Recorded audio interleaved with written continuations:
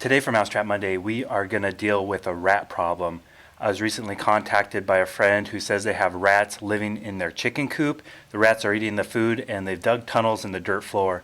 They wondered if I could come help them deal with the rats, and I said absolutely. I have the perfect trap for catching rats that I want to test out.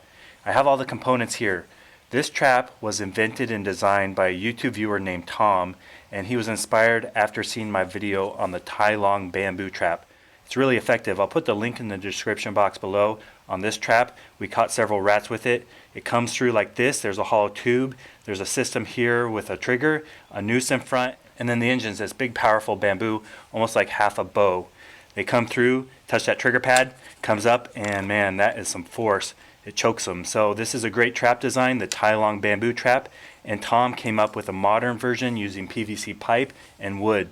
Now, people have been mentioning in the comment box that they like seeing the homemade traps, but they wish I'd do more on showing how to build them. So I've already made the components in the wood shop. We're going to put this together, assemble it, I'll show you how it works, and then we're going to go get some rats with them, hopefully a double.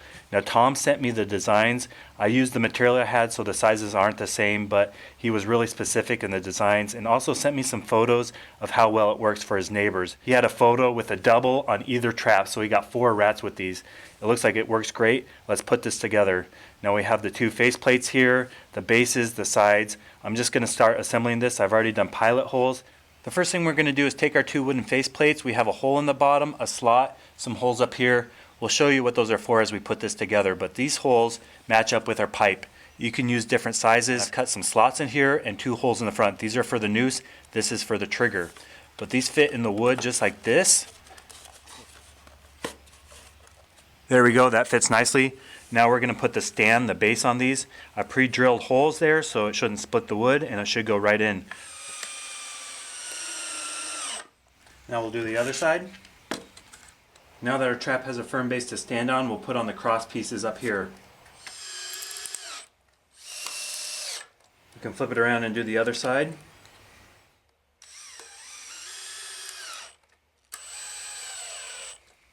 The 2 engines for this trap are going to be a spring. We'll have one for either side, that way we can catch 2 rats.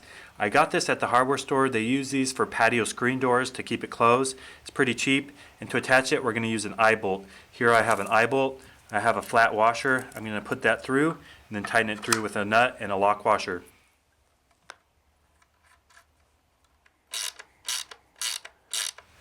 This trap is really coming together. We have the base, the 2 face plates, the cross piece, the anchor eye bolts there for the springs. Now there's a hole on either side right here. That's for the noose string to come through when it's attached to that spring. But we can't have it flush here because as it comes down it will catch up on the noose. We're going to extend that with a wood cookie here. I'm going to glue that with that hole right in the middle. These are just left over from cutting the slot. And to do that I'm going to use some wood glue. I'll let this dry overnight and then come back and finish it tomorrow.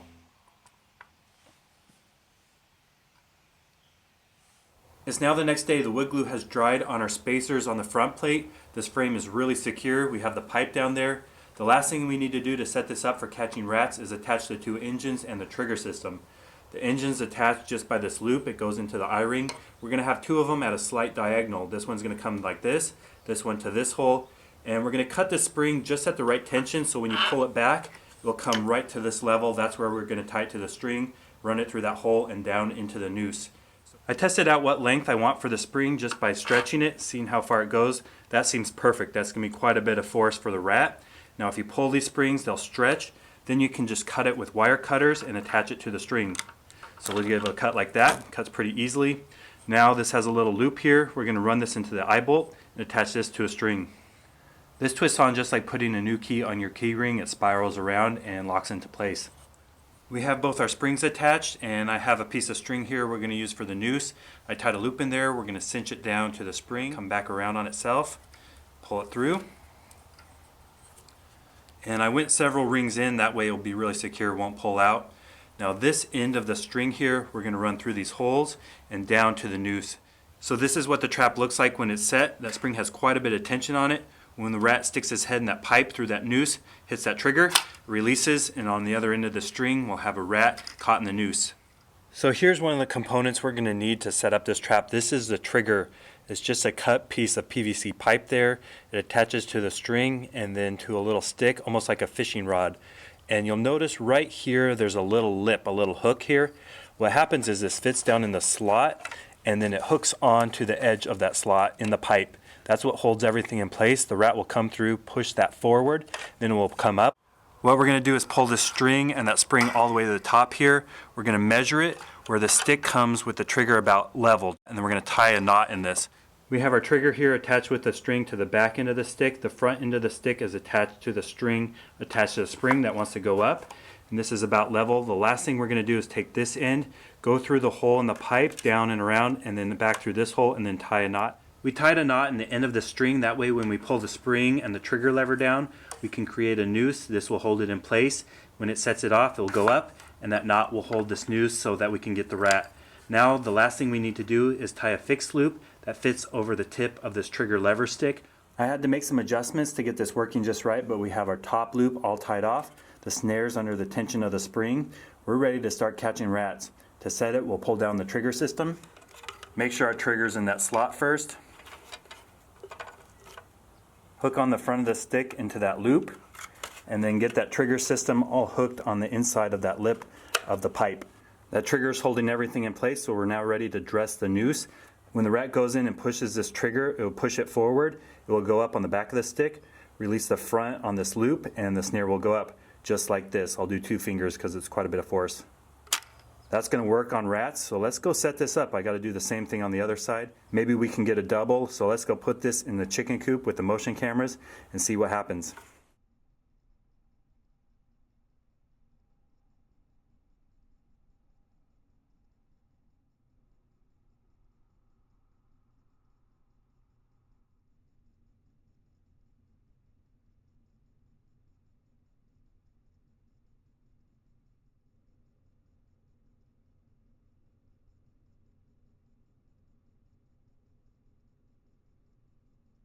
The Norway rats in the chicken coop were really cautious. They didn't want to enter the tube and push that trigger. They're really skeptical, and I did not catch them. They outsmarted me with this trap. I have some other ideas on how to catch them. Those will be future videos.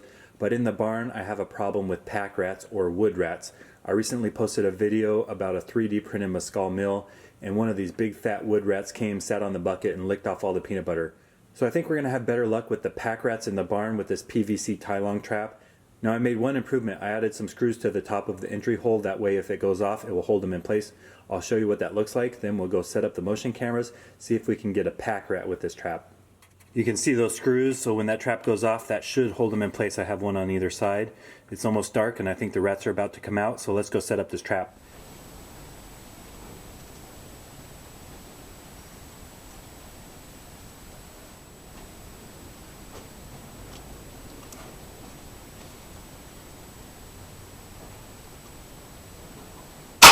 Last night this trap was able to catch the big wood rat or pack rat that's been in the barn doing all kinds of damage.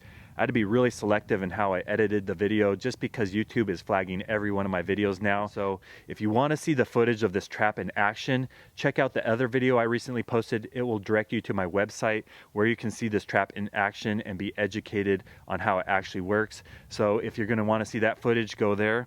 I'm testing out different rat traps that will work on those cautious Norway rats in the chicken coop. They weren't willing to go in this trap, but if they did, this would definitely work. So stay tuned, we'll get those rats.